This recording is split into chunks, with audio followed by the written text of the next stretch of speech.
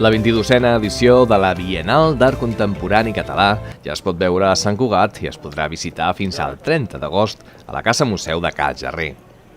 Aquesta edició és especial i homenatja als 591 artistes que hi han participat en els 43 anys d'experiència de la Biennal. És la imatge creativa de Catalunya durant els últims 44 anys. Presentem a Barcelona i a Sant Cugat la 22a Biennal d'Art Contemporani Català 2020. Aquesta Biennal és una Biennal que recull els artistes més destacats, alguns dels artistes més destacats que han passat per aquesta Biennal. A Sant Cugat s'hi veuran obres de Carmen Manzano, Martín Carral, Pep Codó, Neus Colet o de Maria Fabra. Així mateix també s'ha fet una selecció dels escrits dels diferents jurats que hi han participat. A la vegada s'han incorporat les obres de Viladecans i d'Enric Pladevall, exposades a la Biennal del 1982, així com de Vicenç Viaplana, exposada al 93, i de Pep Agut, que es va poder veure al 1985 al claustre del monestir.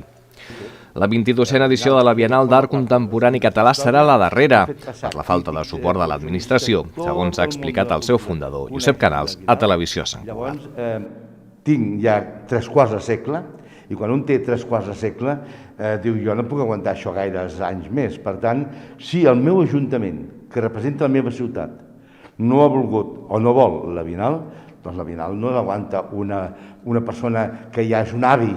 O sigui, no pot ser això. Llavors això, diu, aquí s'acaba.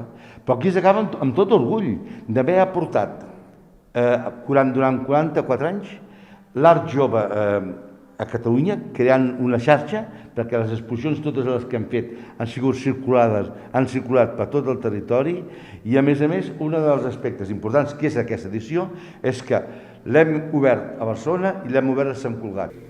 La Biennal va néixer l'any 1977 a Sant Cugat i per les successives edicions han passat més de mig miler d'artistes sota la direcció de Canals Galeria d'Art.